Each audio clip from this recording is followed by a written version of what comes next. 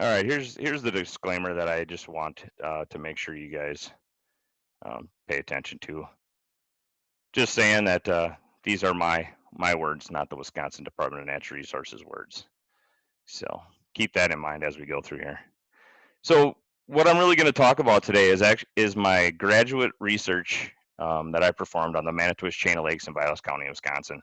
It was.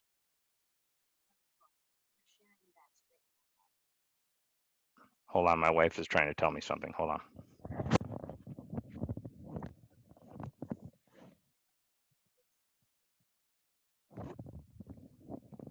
Are you guys seeing the full screen version of this? Can someone give me some sort of reaction? Or is there... Jordan, we're seeing cameras on the side of it and not the full screen version.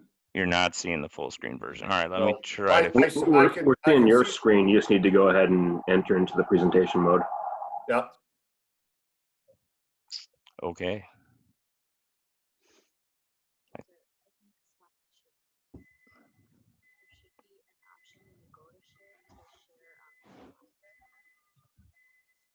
Apologize for this, guys.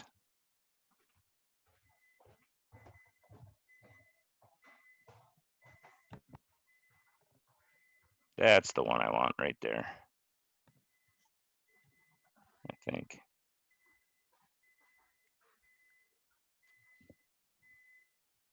Is it any better? You're full screen now. Oh, excellent. Excellent. Thanks, guys. All right. So this is my grad research. I actually began this research in 2003, and it ran through 2005. It was a cooperative project between University of Wisconsin-Stevens Point and the Wisconsin Department of Natural Resources. I do want to acknowledge my co-authors there, Pat Schmalz and Dr. Mike Hansen. Dr. Mike Hansen is one of the Mount Rushmore of fisheries scientists, in my opinion. He just recently retired, and the fish world kind of lost a great one there. We didn't really lose him. I guess he's not dead. I didn't kill him. Anyway, so to give you guys a little bit of an outline, I'm going to start out with some background information, talk about my study area, list the objectives of my research, show you the methods that we used, talk about the methods we used to capture these beasts, show you what the results were, talk about those a little bit, and then kind of illustrate what this means as an angling perspective using the radio tracking maps. And then I got about 5 keys, 5 items that hopefully you haven't heard before and or thought about before to hopefully help you catch a few more fish. So management of muskies in the ceded territory, that's basically the northern third of Wisconsin, has 2 primary components. The first component is spearing, which is regulated by individual lake quotas with a season focused mainly in April. There are some winter spawning or winter spearers out there, but primarily it's springtime. And the second component is angling, regulated by daily bag limits, obviously with a season from May through December now in Wisconsin. So when the Wisconsin Department of Natural Resources or a research project looks at fisheries in the northern third of the state, we have to consider these 2 aspects of it.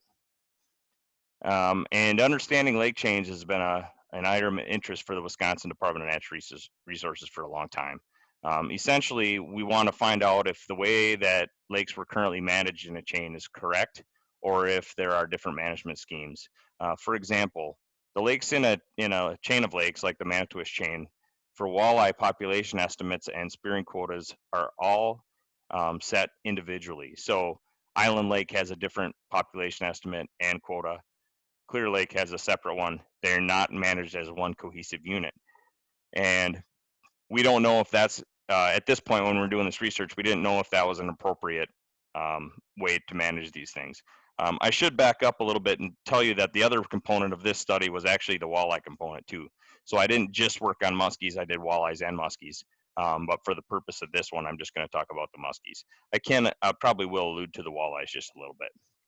So obviously the department's main goal is always to, let's see here, I got to admit somebody, sorry, is to make sure that we prevent over harvest by manipulating those quotas. Now, angling quotas isn't really an issue because as what most of us know, very few fish get kept by anglers.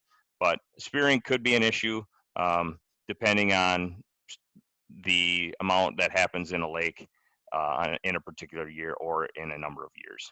So these are important parts of the management scheme. So this study provided information about movement and home range size of muskies, and in order to better manage these lake chains. It did the same thing essentially for walleyes. We didn't do so much home range size stuff for the walleye part. I did home range based on my interest in muskies and how much they moved around. So I added that on as a second part of my muskie work.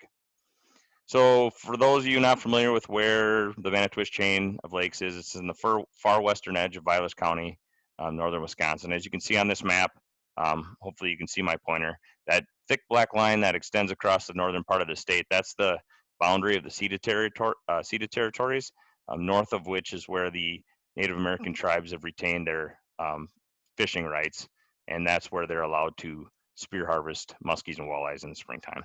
Actually, they can spear harvest any sort of fish, but for the purpose of this talk, it'll be muskies and walleyes. Here's a really antiquated, horrible GIS map of the Manitowish chain, showing all the lakes in the chain. It's 10 lakes, total of 4,000 acres. I assume most of you are familiar with it. If you're not, you should put a boat in and use it because it's fantastic. Onto my objectives. The first one was to determine if muskies spawn in the same lake each year. We call that spawning site fidelity. And what that is does a muskie essentially home to the place where it was born to try to make more muskies. We did the same thing with walleyes. The second one was to determine if muskies move to different lakes in the chain during the rest of the year. So did they spawn in the same lake and stay in that lake for the year? Or did they spawn in that lake and then move to another part of the chain to live the rest of the year out, to feed, to grow, and to then develop eggs or milt for the following year? So are those population estimates we get on a particular lake in the chain accurate? Or do we need to say, well, the population estimate is X for the entire chain versus just individual lakes in the chain? So when we consider the number of fish we caught and worked with, we're looking at a total of 405 muskies. In 2004, we marked 314 fish. In 2005, we marked an additional 91 fish. Now, some of you may be looking at that number in 05 and saying, wow, that's not very many. But what that doesn't include is the number of fish that we captured and that were already marked from the previous year. So the way population estimates work in Wisconsin is we go out to a lake and we set fike nets, trap nets for these fish in the springtime. We set them on spawning areas. These fish blunder along shore and into our nets. We then capture those fish, mark those fish in a number of different ways, and then release those fish. When you catch muskies once in a springtime in a net, they have an avoidance for that experience again for the most part, especially the bigger females. Generally, you don't catch the same muskie multiple times in the same year. Therefore, we use the following year as the recapture year. So essentially what a population estimate is it's a year where you mark fish and then a time period where you go out and you try to recapture those fish. And when you do the recapture, you have a proportion of the fish that are marked, that are marked that you recapture, that you've marked in the previous event. And then there's a proportion of the population that is not marked, and those are called new fish. There's a very simple equation that goes through, and you can estimate the population size of that particular body of water. We do it in 2 consecutive years because we find that we can capture those fish the second year easier than we can within the same year. Some of you may also be thinking about why don't you use electrofishing or shocking the fish to capture them? Electrofishing is generally very ineffective at capturing muskies. The muskie's lateral line is so long and sensitive that they typically feel the electrical pulse in the water and move out of the way of our shocker boat. So a lot of times you see them splashing ahead of your boat, they jump out of the water, they take off and get out of the way. So generally, in most instances, targeting muskies with electrofishing gear is not very efficient. Now, where I have seen it be efficient is in really clear water systems where you actually don't turn the electricity on until you're right on top of the fish. So you would take a spotlight and find the fish with a spotlight. drive the boat over there, flip on the juice, and then you can get them. That isn't the case in the Manitowish chain. It would work to a certain extent in some of the lakes. Little Star would probably work in. Clear Lake, it would probably work in. Most of the rest of the chain, it wouldn't be very effective. But for our purposes, we used a net Mark-recapture. And when we captured a muskie in a particular lake, we gave it a Floyd tag, which had a unique tag color. So each lake in the chain had a unique tag color. So when we'd get recaptures from anglers, we would know when they said, yeah, I caught a muskie, it had a purple tag in it. We knew that that tag was from Manitowish Lake on the chain. And in addition, each fish had its own unique tag number. So we can not only determine what lake it was from by the color, we could determine its actual metrics based on the tag number. I'm glad Steve's on. Steve Heiting's in there looking. There's his ugly mug with a Clear Lake fish that we caught one afternoon fishing in Clear Lake. That was a recapture in the same lake it was tagged. Here's another example like I was talking about. This is a purple tag. They all have numbers on them, individually numbered. They also had some information on they had my phone number so that if people caught them, they could return that information to me. This fish was from Manitowish Lake. We fit a subsample of fish with radio transmitters, and at the time I did this, when we tagged 36 muskies, from the literature search that I went through, we had one of the larger number of tagged individuals that I've ever seen in the literature. I think there are some now that have quite a bit more, and I know Project Noble Beast had somewhere in the same range, in that I think low to mid 30 range. But to put radio tags in fish is very expensive. But it does give you some really unique, valuable information about those fish. The picture on the top is to just kind of give you a idea of how big the transmitter was. It was about the size of a AA battery. And we only put radio tags in fish that were over 30 inches in length. The largest two fish we had were both 46 inches, and at the time of tagging, they were both 30 pounders. So those are some pretty substantial beasts. There's also some information on this on the actual tag, which probably doesn't mean much to too many people. But they did have about a 575-day battery life. That's what they were guaranteed for. Many of these fish went a full 2 years. This is a picture of the actual surgery site. This is a year after the radio tag was implanted. You can see a little irritation around that wire that's sticking out. That's the antenna. And you can see two red dots towards the head end of this fish. There was actually a suture in this fish that didn't dissolve like it was supposed to. So when we caught this thing in a pike net, I took that suture out so that that fish could heal over. But in general, you can see, even though I put a pretty good, like an 1.5 inch cut in these fish, they do heal up pretty good. And we didn't have any dye that we could attribute to radio tag in installation or as a direct result of that surgery. Incidentally, if you are interested in actually watching that surgery, Steve Heiting came out one day with his video cameras, and we took a video of the surgical procedure. I have that on my YouTube channel, which is called Biological Angler Productions. You can go on there and check out that video. It's titled Manitowish Chain something or other, but it actually shows me putting a radio transmitter in, and I want to thank Steve for helping me with that.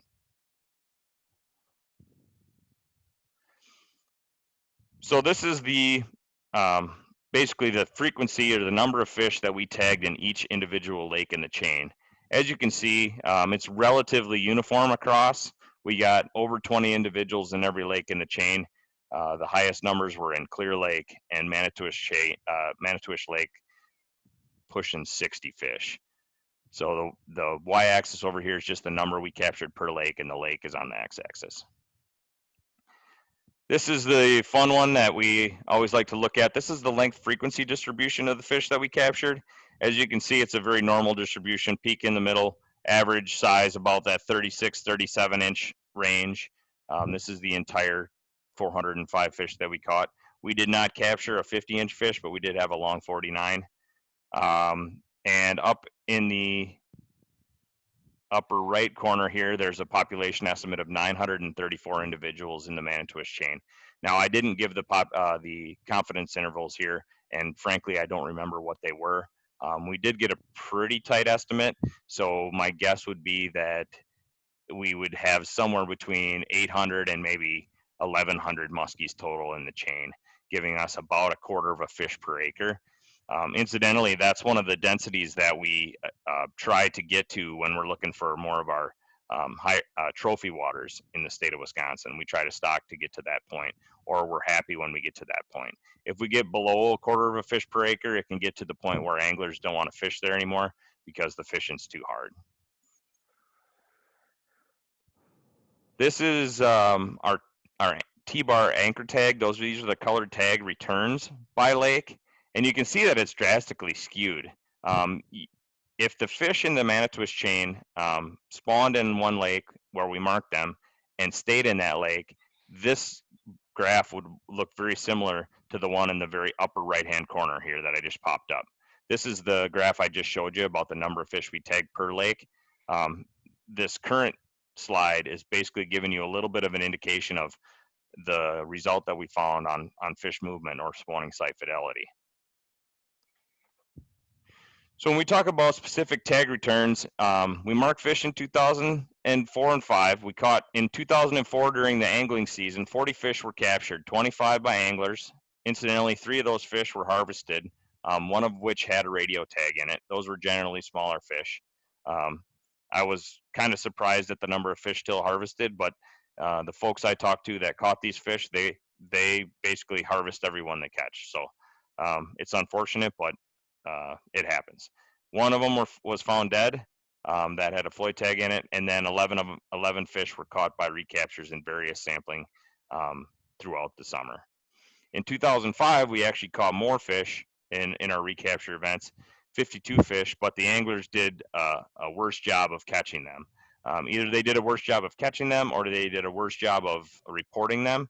My guess is it was the latter. I know at this time I talked to plenty of anglers who said they caught fish that had tags in them. They just didn't feel like reporting them, or they didn't know they were supposed to report them.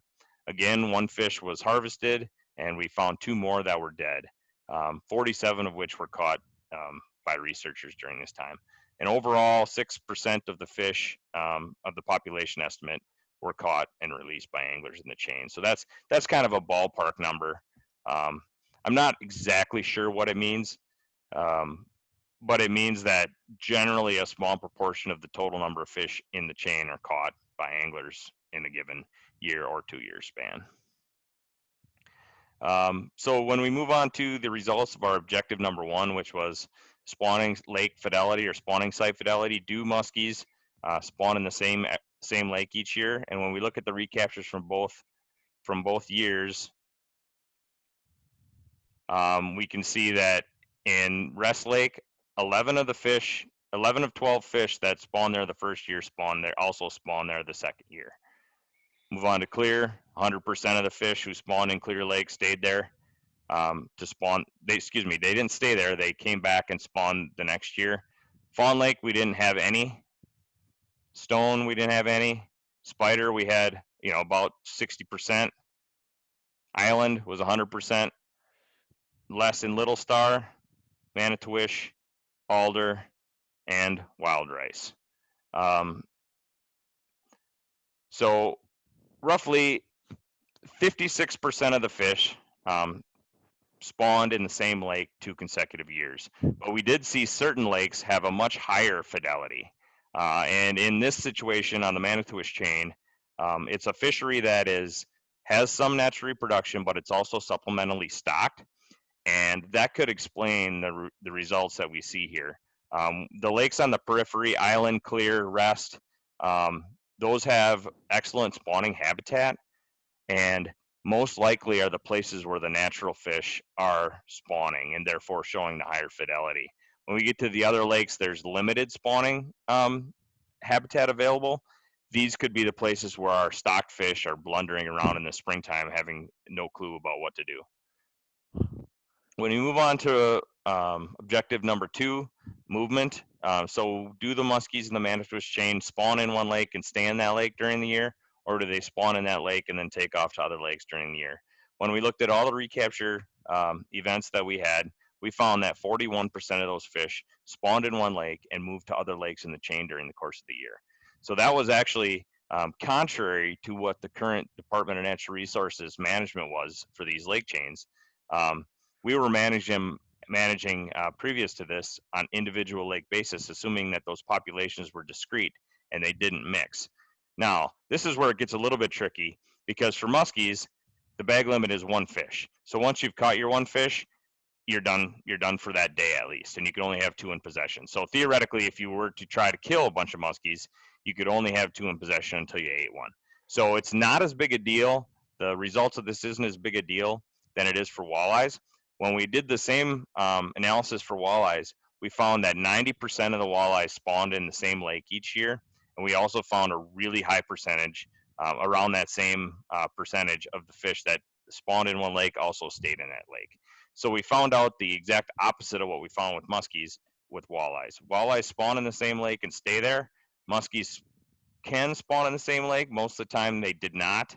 And then they also move quite a bit more during the course of the year. So it's almost like you need to manage lake chains a certain way for walleyes and also another way for muskies, which is problematic because no one wants a regulation book that is 57,000 pages long.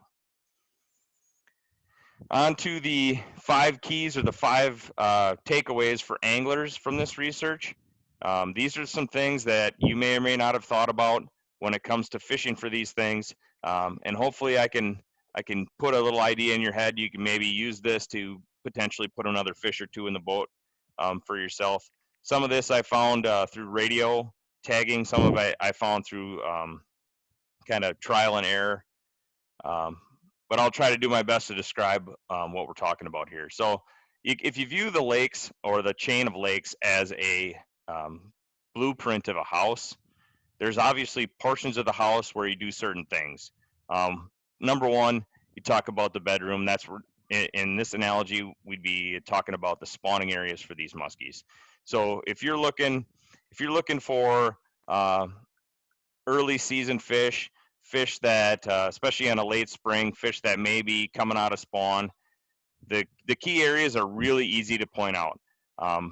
Good muskie spawning habitat varies greatly. It can be the classic, what most people think of as like cattail, dark bottom bays that are sheltered from the wind, or they can also be bulrush shorelines with sand outside the bulrushes. They can be in certain other lakes, like Leech Lake. They spawn over aquatic vegetation called chara in about 5 to 8 feet of water. Our muskies can do that too, depending on the habitat. But in Clear Lake, the map you're seeing right here, in the middle part of the screen, I hope I can get my pointer there. In this part, if you can see my pointer, there's a bay up here where it says Northern Highlands State Forest. That is the classic location for a muskie spawning bay. It's heavily vegetated. There's a bunch of wood in there. There's bulrush point. There's basically every kind of habitat a muskie would need to reproduce. The other good part about it is it's on the northwest corner of the lake. Now in the springtime, the prevailing wind is from the northwest and west. And so what it does is it protects that water. That's the warmest water in the lake, because that cold northwest or west wind blows all the water over to the southeast corner of the lake, making that the coolest part of the lake. Incidentally, walleyes tend to spawn on that southeast part of the lake. The habitat typically is more windblown. It's typically rockier because of that wind, depending if the habitat is available for that. But they find the walleyes in a distinctly different location than the muskies. So let's zoom in a little bit more on this spawning bay. So under the ice, just before the ice comes off the lake, these fish are on the deep breaks. Now on this particular part of the lake, the weed edge ends about 13 to 14 feet. At least it did when I was up there doing the research. Incidentally, it's a great place to catch walleyes in the summertime if you're taking notes. So these muskies will be stationed on that outside. Those weeds probably are dead, but they'd be on the fringes waiting for any forage at that time. They'll be starting to feed. As the ice goes out, those fish are going to move to the first break, and then some of them will move into spawn. Now, it's important to notice or to understand that not all the muskies in the lake are going to spawn on the same day. They spawn over a period of time, and depending on water temperatures and day length, they may spawn over 2 to 3 weeks potentially. If the season warms up really fast, it may be condensed a little bit, but it's more of a spawning period and not a spawning day, roughly around 50 to 55 degrees water temperature. So as the water gets to that 50 degrees, most of the fish are going to move shallow. There'll also be some staging. Now, the males tend to hang out in these shallow water areas, waiting for the females to show up. A lot of the females, they come in, they'll do their thing, and then they get out of there. They don't oftentimes stay. Sometimes they will, but most often they'll come in and do their spawning ritual and then leave. As we get a little bit past the spawn, probably what we'll have, I think the ice is out there now up in Vilas County. I haven't been up there or anything, but I think last week there was still some ice on a few lakes. But I'm pretty sure clear will be open, so by the time you guys get to fish around Memorial Day up there, these fish will be at this 60 degree or more water temperature. So there'll probably still be some male shallow, and these fish will be ready to eat. They've been done with the spawn. Most of the females have left that area for the most part, and they'll be ready to eat. So they'll still be in that shallow water weeds, which is why that's such a good pattern early in the year. A lot of the females will be just adjacent to that on some of the breaks and can be found, up on that shallow stuff during some of the better fishing conditions, your low lights, your moon times. And they will move significant distances in a single day during those peak times to fish. So that kind of gives you an idea of how to follow those fish as we go through the water temperature progression and the fishing season. The second one is one that I really find the most informative. However, it's the hardest one for me to actually follow. And what I mean here by these three pictures is on the left you see a trolling motor, and then you see an outboard motor, and then you see a flag blowing in the wind. And so the best way to illustrate this is to talk about a little story that I tell to a few people. I've told actually quite a few people. One spring I was in, actually it's the second year, it was early in the spring before the muskie season, and I was looking for one of those 46 inch 30-pound fish that had a really, really small home range. It was one of the first days I was out tracking, and I had all my equipment. Went to the spot that she normally was at, couldn't find her, proceeded into the next lake, and I did hear her signal. I motored over to a real shallow area that had a lot of vegetation and wood using my outboard motor, and I kept getting closer and closer to her.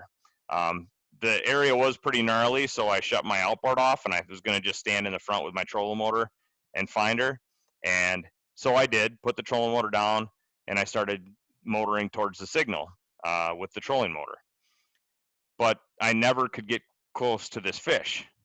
The signal kept moving and moving and moving and moving, and I just kept going in circles and down the shoreline and around different items, and I couldn't figure out why. I thought that something was wrong with my equipment. So eventually I gave up in trying to find this fish, and the water was clear enough and shallow enough I should have been able to see the fish, no problem. So I took the trolling motor and stowed the trolling motor, got back on the outboard, and started to putt out of this area on really slow under power, listening to the signal. The signal got louder and louder and louder, and I ended up motoring right next to this fish with the outboard. This fish was, in my mind, clearly spooked by my trolling motor and avoided it at all costs, whereas it wasn't spooked by an outboard motor that it probably hears all the time. So if you can help it and have the opportunity, try to use your trolling motor less when you're after these fish. It will most definitely help you put fish in the boat. But that's why I said it's hard, because I rely so much on my trolling motor. Obviously, the best way to do this is to either use your outboard, or the best one is obviously to use the wind. So if you can set up a drift either on a shoreline that you're trying to fish, or over open water, or along a deep break, that's obviously going to help you. I would even go as far as to say there's been some anecdotal research that shows your sonar ping can also spook those fish. So if you can, shutting those items off too. I know they're a crutch for me. I love watching that screen, and they're so powerful, especially when you can see fish on side imaging. but it also may help you catch fish in certain instances when you're trying to catch a particular fish in particular. So number 3, where are they in the summertime, and what do they do in the summertime? I think that's probably one of the questions that we get asked the most. And for me, I think that there's a major mistake that a lot of muskie anglers make, and that is that they'll go to a spot where they saw a fish that they want to catch, whether it's a big fish or just any fish. They go there, they see the fish, they perhaps don't catch the fish, and then they go back to that spot and fish it again, and that fish doesn't show up, and they immediately assume that fish has left the area. I'm here to tell you that most likely that fish did not leave the area, and it's probably, there's a real high probability it's within about 100 yards of wherever you saw it. And it's about a 99% probability, at least on the Manitowish chain, that they're within 4 football fields, or about 4 acres of where you saw that fish for sure. This map just shows a bunch of fish. All the little dots in the map show the actual individual muskies that I had radio tag locations for. You can see that they're relatively spread out throughout the chain. But if you examine these a little bit more closely, you can really glean some interesting items. This is an overlay that just shows the polygons associated with those. This is the information I used to estimate home range size. It wasn't perfect, and as you can see, some of those polygons actually go over land, which tells me that the value that I got on the Manitowish chain was actually a maximum. So when I looked at it, I saw that the smallest home range size, which was completely accurate, was 0.22 acres, and the largest was 22.9, which was one of these weird ones that goes between Manitowish Lake and Little Star Lake. So that one was actually probably overinflated. On average, like I said, it's about 4 acres or 4 football fields was our average home range size. And so what I would say is that's probably a maximum home range size for fish in the Manitowish chain. These home ranges may change as you get to different bodies of water based on the way they are set up. If they're a real round lake, if they don't have a lot of habitat, or a super expansive lake like Lake of the Woods, I would assume fish in Lake of the Woods may have a slightly larger home range, but we don't really have that information at this point. So the next couple slides, I'm just going to talk about individual fish and their tendencies. When I was following these 36 fish in the Manitowish chain, I found some really interesting information. Some of the fish tended to be what I called shoreline fish, and they were always associated with some kind of structure. And then there was another proportion of fish that I hardly ever found anywhere near any sort of structure. So they were what I would call open water fish. The Manitowish chain is got great fishery for both of those types of fish. There's plenty of shoreline habitat and hard habitat that you can fish, and there's also really good open water bites in some of those basins. So this is a story of a 42-inch female that we originally tagged in Wild Rice Lake the first year of the study. After she spawned in Wild Rice, she proceeded to swim 3 miles up that channel to Manitowish Lake, where she spent both of her summers in this home range that you see shown by the dots. The white dots indicate locations where I found the fish with my radio tracking gear and GPS. The stars are actually instances where I felt like I could actually either see the fish with my eyes, which I did on one occasion on that far north, the top star, and the other 2 actually I felt like I saw that fish on my sonar. So this fish spent almost all of her time over open water. Her home range was about 3 acres, which I feel is pretty accurate. And for the most part, she was always associated with big clouds of bait fish that I saw on my graph. So this was one of those fish that always spent time over open water, never went shallow other than to spawn, as far as I know. This is one of the cooler stories that I have about muskies in the chain. This is a 45-inch female that lived just inside Little Manitowish Lake. Basically, the entire time that I followed her, she had the smallest home range of any of the muskies that I tracked in this study. So small, in fact, that I thought on several occasions that she was dead, and the radio transmitter was just laying in the bottom right there. The unique part about this spot is at the time there was a nice patch of cabbage in the location where this fish lived. And on more than one occasion, in fact, on almost every occasion that I went in there to find her, I would see schools of these big golden and silver red horse swimming around this cluster of vegetation. And I imagine that this fish made a habit of eating those red horse and then sitting down there and burping and growing. Incidentally, this fish was caught by an angler on the 4th of July. He sent me this picture. He also reported the tag number. I found it really nice. This was the reason that I knew this fish was not dead. I never saw it with my eyes, even though I thought I should have been able to. Incidentally, the interesting part happened after this guy caught the fish. You can see here the radio antenna hanging out of her belly, and then also the floyd tag in her dorsal fin. Immediately after this guy caught the fish, and he didn't inform me that he caught it until 2 or 3 weeks later, if I recall correctly. It was sometime later anyway.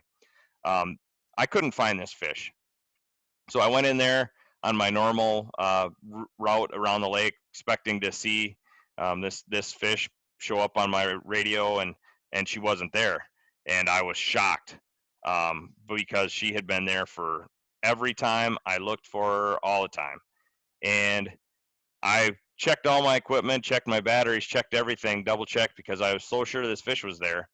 I finally gave up looking for her in Little Manitowish Lake and went to the main lake. I got halfway to Little Star and I heard her ping. And what had happened is she left her spot and went out to the middle of Manitowish Lake. I found her one time out there over open water in about 23 feet of water, associated with no structure at all. And the following week, she was right back in her weed bed in Little Manitowish Lake. I have a hard time believing that that wasn't some sort of behavior that was based on that capture event, some sort of avoidance to the area based on that catch and release event. But she did live the rest of the time that I was tracking her in that exact same spot. So there is something to be said of a fish that gets caught off a spot, might leave that spot for a short amount of time, but most likely it's probably going to come back. This fish was very interesting, kind of plays into some of the knowledge that we've heard through time, particularly some of the DVDs that are out there. I know Steve Heiding did a nice one about muskies in the wind. I helped film a little bit of that. But this fish demonstrated the power of the wind. As you can see, this is the channel between Manitowish Lake and Little Star. You can see the 2 stars, the red stars that are on the screen.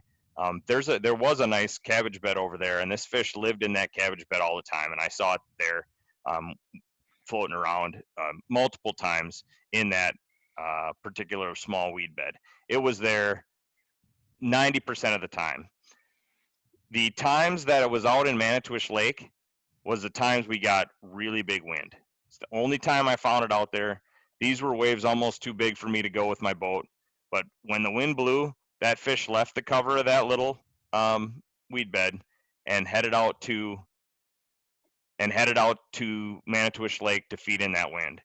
It was only out there, I only marked it out there when it was really windy from the east or from the southeast, coming down that channel into Little Star. So that was interesting how the wind moved this fish, I have to assume, to feed. Just another fish that lived in Rest Lake on the southern part, kind of down in the vegetated portion. It almost always spent all of his time associated with shallow water cover, had a really small home range, and stayed there both summers of the research. This is my other favorite that I like to talk about, kind of is the yin to the yang of that 45-incher that was caught. So this fish was always out over open water in Little Star Lake, I assume feeding on ciscos or potentially whitefish that might be living in the lake. I saw her on a couple of occasions, both on my graph. I never saw her with my eyes after I put tag in her. But I can tell you that she was caught along that shoreline on the upper right-hand shore, kind of by Little Bohemia, that farthest north dot, on a day where the wind had been blowing in there for 3 days straight. She was actually caught by an angler. After that, she never went back to that location.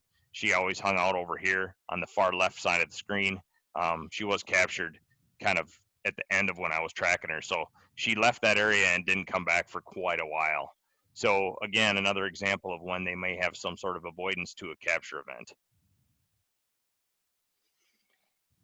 The fourth key thing that I'd like to talk about is how you can really dissect this home range information. Number one, like I said, I got 4.4 acres for home range size, and generally an acre is about a football field. So you can think of where a muskie lives is approximately that, and like I said before, it's probably in the Manitowish chain at least the upper end of where they spend most of their time. So this particular fish I was following, if you're familiar with Clear Lake, she was out on these humps. She spent all of her time on these humps right here all summer. One day, I found her over here, and she was only here one day. So based on my other experiences, one of two things happened. This fish either got caught out on those humps and relocated to this one small log that had just fallen into the water on that shoreline. That was basically something that most people wouldn't even look to fish. Or she did spend some amount of time there, but when I was tracking her, she didn't occupy that space. So when I found this fish on the Manitowish chain that did this without my knowledge of being caught, I started thinking about my angling experiences. I just so happened to be heading up to Lake of the Woods that summer, and I saw a really nice fish on a piece of structure that was relatively small, and saw it a couple times and then didn't see it. And I was trying to figure out how I could catch this fish during the course of the week. And eventually what I did is I just started looking around based on the knowledge I gained from the Manitowish chain. And I said, where else could this fish have gone? And I found almost the identical situation. A small tree that was hanging off the side of a shoreline within sight of where I normally would see her. Went over there and happened to catch her on a spinnerbait. So it was a direct result of what I learned following these other fish in the Manitowish chain. Coincidence, maybe, but Gonna go smoke a bowl. I definitely thought that was Why don't you go get ready correlative. for bed? Hey guys, if you got your mic, Get let's high. check it and try to turn it off. I think I hear somebody talking. So again, the fifth part of this is, a big key to catching muskies anywhere you fish is to know what they're eating. And that's where you have to go to the kitchen or the dining room, right? You have to figure out what they're most likely to be eating, what's most abundant for them to eat. And then a couple of things that I learned fishing with Steve and I noticed out on the chain is, when we open water fish out there quite a bit, and most of the fish that are out over open water, we thought we're eating Cisco. And there are a lot of Ciscos in the Manitowish chain, and muskies really like to eat Ciscos. But we found that oftentimes the baits that were getting bit were perch colored. And so whether or not they were out there eating perch or Ciscos, sometimes you have to look at all the things they like to eat to come up with the right offering. So the logical choice would have been throw something silvery and white, but we found that out in some of these open basins, we caught more fish using perch colored lures than we did using the silvery ones most often. So when you think about these fish that they like to eat, which ones are the best for muskies and which one grow the biggest muskies? Typically, Cisco and lake whitefish are the number one. Those lakes also tend to be a little bit deeper, a little bit cooler. The densities of muskies in those lakes tend to be a little bit lower, which all plays into growing big giant muskies. Most of our waters in Wisconsin have white sucker in them. They are one of the most ubiquitous fish in Wisconsin, and muskies love to eat them. I call them the hot dog of the fish world. There's nothing spiny or sharp on them, and they slide down easy. So muskies love to target these guys as they're swimming around. From the diet studies that have been done, there hasn't been a ton, but there's been some. Yellow perch is always high on the muskie's diet, so that's always a good lure color choice to use no matter where you're fishing. In some of our southern waters and some places like the Mississippi River, the lower Miss anyway, gizzard shad's a big part of their diet. These guys don't tend to be too big. I mean, they can grow pretty big. They can get 18, 19 inches sometimes, but more often they're very small. They don't swim very well. But again, a white silvery fish. So white and silver are some of my favorite colors. Um, again, in Wisconsin, our red horse species and some big river carp suckers are also good choices. So you don't see too many baits that look like this shorthead red horse in the upper left, but a bait that has a red component with some silvery gold on it is one of my favorites. So with that, it kind of concludes my talk. I'd be remiss if I didn't thank all these folks that were involved. My professors at UWSP, Dr. Hanson, Anderson, and Jeanette. Mr. Pat Schmaltz, hopefully he's on. I'm not sure if he is.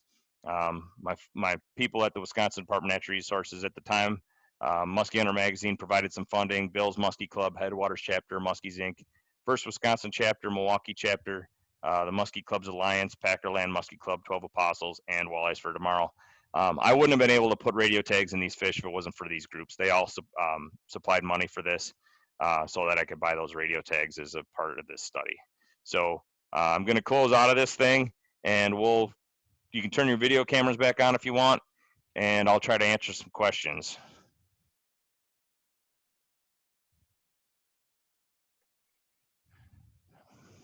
All right, who wants to start? I have one. All right. I was looking at your the chart early on where you said some lakes had like 0 out of 7. Did you ever find them spawning in other lakes? Yeah. So we did find. So yeah, if we got 0 out of 7 on, I don't remember what lake that was, but let's just say it was Manitowish. We did catch those fish in other lakes in the chain. So like I said, sometimes when we have stocked fish that aren't born in a particular system, for lack of a better term, they might be dumb and they might not have any idea where to go to spawn. So that could be part of the problem there, part of the issue that we're seeing, because this is a combination fishery where you do have natural fish and stock fish as well. Thank you. Thanks for the question, David. Appreciate it. Jordan, have your findings on breeding site fidelity been reproduced in other lake chains? That's a great question. I haven't done a post-study literature search on that particular subject, so I guess I don't have a good answer on that. I know there's been some other tracking studies, and I suspect that most of them are going to show some sort of fidelity for natural reproducing fish. I know that in bigger systems like St. Clair and even on some of the Canadian system, there has been some radio tracking done, and those fish do go back. When they know what they're doing, they go back to the good habitat. Wow. Thank you. Jordan, Oh boy.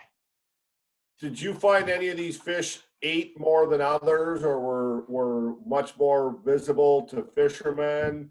And were some really reclusive? I mean, you kind of touched on it throughout the PowerPoint, but what are your thoughts on that? Were some social butterflies and some reclusive? Yeah, that's a great question, John. I did have some fish, not necessarily radio tag fish, but I had some fish get recaptured multiple times, telling me that those are kind of trap happy or angler happy. They tend to succumb to our offerings quite often. And then there were other fish that should have been caught because they were in locations that were frequented by muskie anglers that, to my knowledge, never got caught. I'll go back to that one 30-pound 46-incher that I can probably tell the location right now because she's probably no longer with us. But she lived in a really small channel between two lakes. Subsequent to my research, and let me back up. So during my research, I never fished for any of these fish. During my free time, I didn't go to where I knew they lived and throw baits for them. It's kind of a kind of integrity thing for me. I did have a lot of people ask me if they could do that. I had to turn down some offers from folks that were doing TV shows and stuff like that. But it was about integrity of the research, and I didn't want to do that. So after I was done my research, my integrity left. So I went back to some of these areas and tried to catch some of these fish. And one of those big fish was in a really small area, and I fished the area. I don't know how many times. Never even saw her, and caught probably 8 to 10 other fish. in that same area, but I never caught the one I wanted to catch. Now, it was also one of those areas that had those big giant red horse that frequented the area. So I assumed that my baits weren't big enough and that she would just gulp down one of those big giant, I'm talking like 20 to 24-inch red horse, and she'd gulp down one of those things and sit there and burp, you know, until she wanted to go grab another one. And I never offered her anything she wanted to eat, anything big enough maybe, or anything at the right time. So that was an example of one of those fish that I don't know if anybody would ever catch. Good question, John. Hey, Jordan. What's your feeling about if these fish travel out of these areas up into river areas? I know there's not a lot of that information in your talk, but do you have a feeling for that? Yeah, that's a great question, Eric. I highly suspect that a lot of the fish in the Manitowish chain do use the Manitowish River and some of those creeks that come in to go spawn. And we find that very often in our flowages when we're trying to do population estimates. So if you had a flowage like the Holcomb flowage, or you know, some of those bigger flowages with large rivers and streams coming in, we can never get a good population estimate there because so many of these fish leave. So they take off and go up these tributaries where we can't get at them. We just can't net these river systems because our gear isn't designed for that flowing water system, and we kill everything we caught. So we can't really sample them. So I think that there's a high proportion of the fish that go and use those areas. Do you think that's because there's inadequate spawning in the lake system? I think that's a possibility. It's a possibility there's inadequate spawning, or there's a possibility that their preferred spawning area is up some of these rivers. So I can even take that a step further based on some of my angling experience and the movement of various forage fishes. So muskies spawn at 50 to 55. That's about the same time that most red horse and suckers spawn. Red horse or maybe and suckers are maybe like 5 degrees later. So as this water temperature goes up in the springtime, these suckers and red horse run up all these rivers, right? They take off from the main lake part, they run up these rivers. That's why people fish for suckers on their sucker run. Well, right behind them are these muskies. These muskies are following up there. They're not only spawning in these rivers, but they're chowing on these suckers and red horse as they go upstream. And then as the muskies spawn, the suckers and red horse are spawning, so then the muskies can quickly recover by eating these things. I can't tell you how many times I've been in small rivers that flow into larger flowages and seen giant muskies that are up there eating suckers during the sucker run, or when the suckers are actually spawning. They actually go up these. In fact, my brother's was on. Oh, there he is. They're still on. They got a really nice fish up a real small river last year on a night crawler that did that exact thing. That thing was built like a barrel. So they know what to do as far as where they want to spawn, probably where they were born, and then also having food available when they need that too. Just a quick question around size and what you saw. Was there any either color or size or aggressiveness, whatever variation on the fish you found or saw in shallow water versus deep water? Well, I didn't see a correlation, Andrew. We had small fish, and I would say, you know, those 32 to 34s. We had some of those that spent all their time over open water, and one of those 30-pounders always spent like in 5 feet of water. She was in 5 feet of water all year. The times that these fish did move though were spring and fall, right? So the cool water periods, they were moving around a lot. So you couldn't count on these fish to be in the same spot in the springtime or the fall. But once they got in their summer home range or their winter home range, they stayed there. I didn't do a lot of tracking through the ice, but I did try to get out to a couple fish that I thought I could find. I found a couple, and you know, the times I went out, they didn't move a whole lot. So they do move a lot in the spring and the fall, those cooler water periods. But I would say 65 is probably a good water temperature cutoff to say they're probably in their home range and they'll be in that general area for until fall, when the water starts to drop in temperature again. Well, thanks. Of course, there's a caveat there. If their food goes away, they're going to have to go, right? And that was another question I had, and I'm sorry to hog the questions. I'll promise to shut up after this. When you were looking for fish I mean, anecdotally, did you see the presence of bait fish or feed when you were to find a fish, or were they where they were when they were there and would wait for for food to come by? It was really hard to tell on the shoreline or the cover oriented fish. It was really hard to tell if there was a lot of fish. Sometimes I'd see those big red horse, right? But like if there was smaller forage, it was really hard for me to tell. Now remember, this was before the age of side imaging, so I just had a whatever, I can't even remember what I had for a depth finder, but this in the shallow water fish, it was really hard to tell unless there were those big red horse around. The open water fish, though, they were on bait because they don't have anything else to associate with. So they would just follow these schools of either perch or ciscos out over open water. I guess they could have been bluegills or crappies too, but perch and ciscos are most abundant out there. And they would follow those schools and pick off a fish when they were hungry. So they would use those schools of pelagic bait fish as their structure. Thanks. Eric, did the boys have to say something?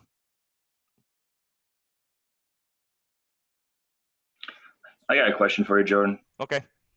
So when you're tracking these fish, basically large ones and small ones, did you find a correlation of more big fish use the shallow structure, or vice versa, or the deeper structure? And then you said the open water fish were following bait. Did you find, when you were tracking them, did you find some fish that were correlating to the break, and like were more fish correlating to the break or the weeds or the humps or whatever? The split between what I would call structure-oriented fish and open water fish was roughly 50-50. And I almost think that's the difference between the stocked fish and the natural fish out there. I don't have no way to prove that.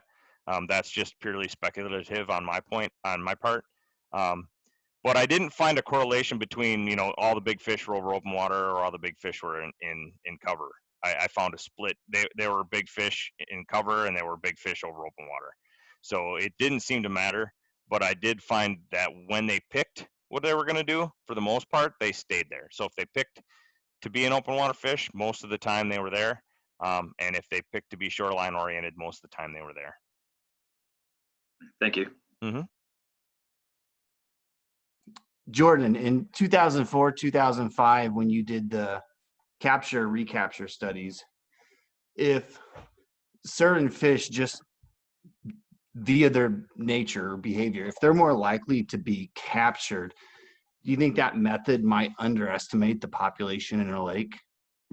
I do think that there are some drawbacks to the way we estimate the population size, but the spawning habitat is shallow.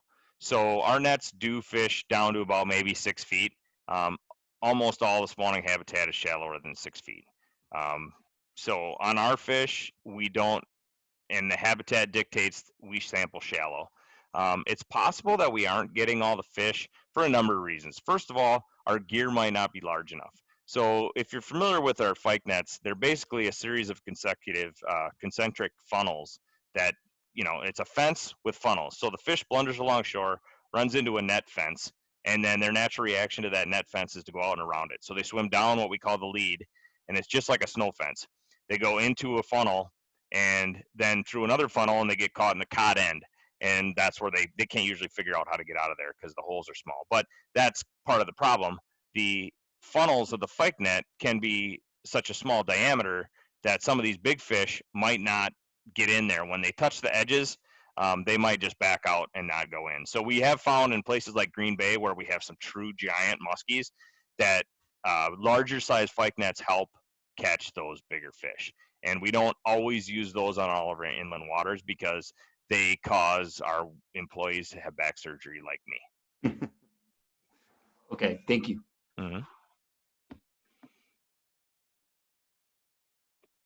Hey, Jordan, I got one more for you.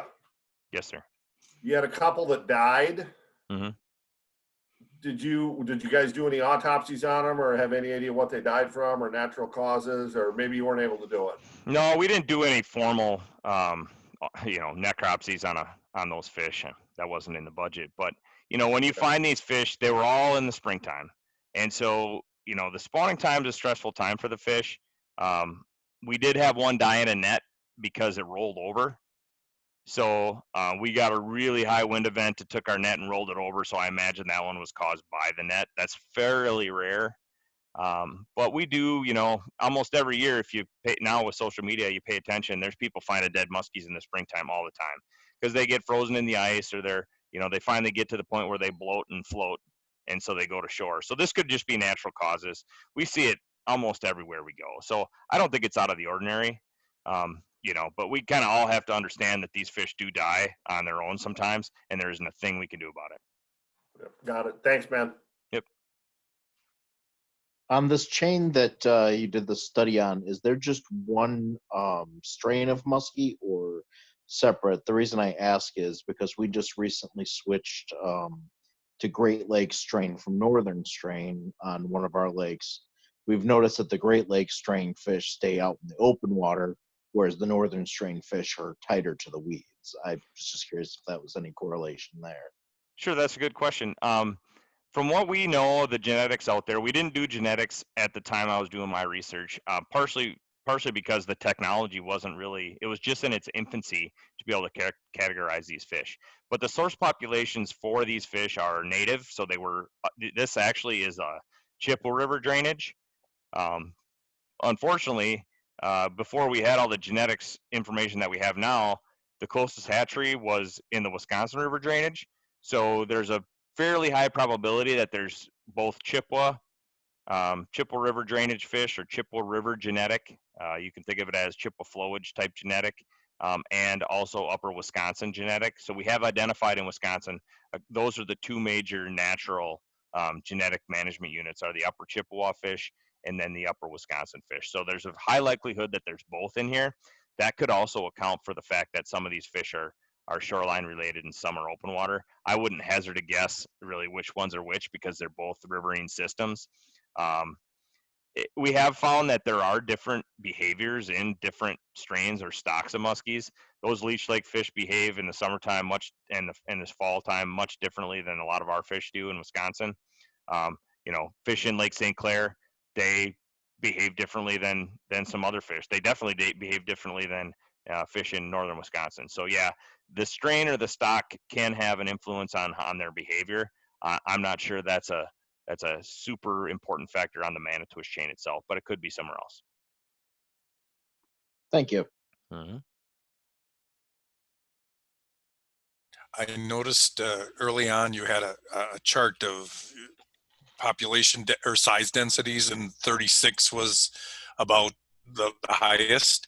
With higher and higher catch and release limits, is that going to, does that skew the biomass to larger fish? Yeah, and that's actually a completely different talk. That one that I gave at Milwaukee 2 years ago now really got into that quite a bit. We've seen an increase in average muskie caught in Wisconsin in the last, let's just say, 30 years, from that 34-inch mark up to almost 40 inches on average when you consider all the muskies. Well, not quite 40, but high 38, I think, if I'm remembering it right. So we have seen with the strong catch and release ethic, we're also seeing increases based on size limits. So now Wisconsin has a statewide 40, which automatically protects everything under that. That helps with it. And then also some better management practices, better release practices, better genetic management is going to help us with that too. Thanks, Dave.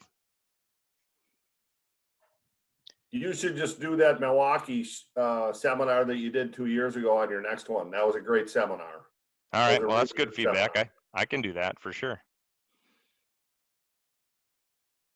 If you really want your head to spin, I'll do the genetics one. I ain't that smart. I'd agree.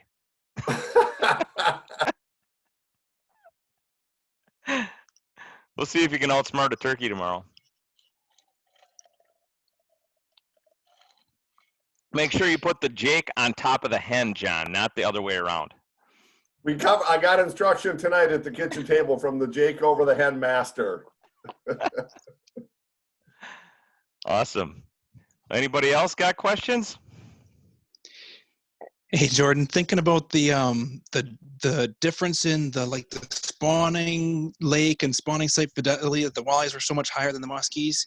Are walleyes stocked in the Manitowish chain also, or could that maybe be attributed to them being natural?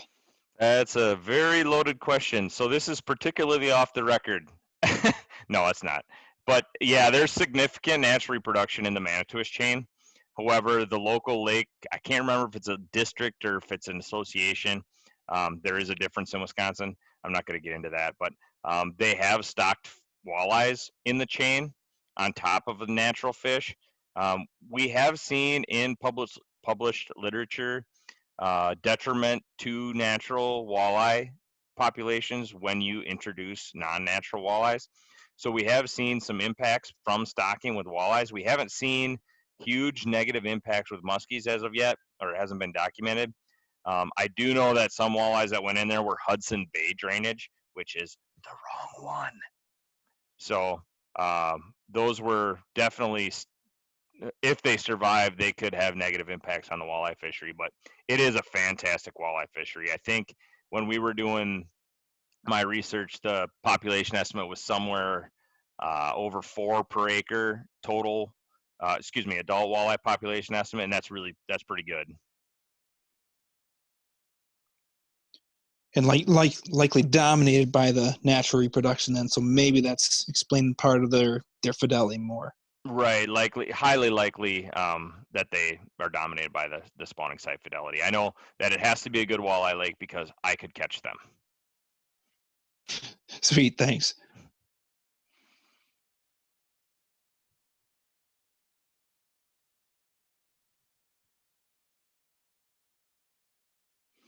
Awesome. Well, if nobody else, we're dropped down to 15 not video. Well, we're still pretty high on participation, but I'm not getting a lot of questions. If you do have questions that I haven't answered, if you want to send me a private message, I'll try to get back to you. If you want to do it on Facebook, that probably is the best way. Other than that, you could. My brother's showing an interesting video. What's going on there? Looks like somebody's trying to.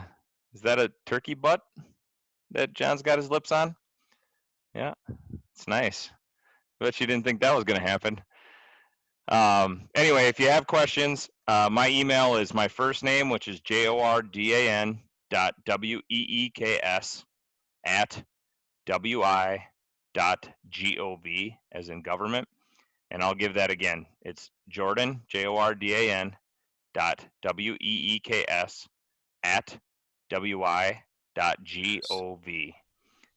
I'll be happy to try to answer any questions you have via email, or if you send me an email, I can give you my work phone number and we can chat over the phone. That's usually easiest. So Yes. I appreciate everybody for coming on and listening. It was far more people than I thought. And so I'll plan to do this again at some point coming up soon. Email one more time. Okay, email one more time. My first name, JORDAN .WEEKS @WI.GOV. Thank you. No problem. So unless anybody's got more questions, I'll let you get to your cocktails and let John and Steve get to spooning. Thank you very much. It was very, very interesting. I really enjoyed it. Thanks, And guys. I'd like to hear the genetics one. Great. Thanks. Thanks, buddy. Thanks, Jordan. Thanks, guys. I can't tell you my secret recipe.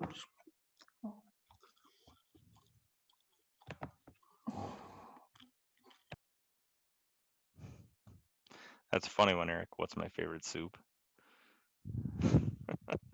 I don't have a favorite soup. I hate soup.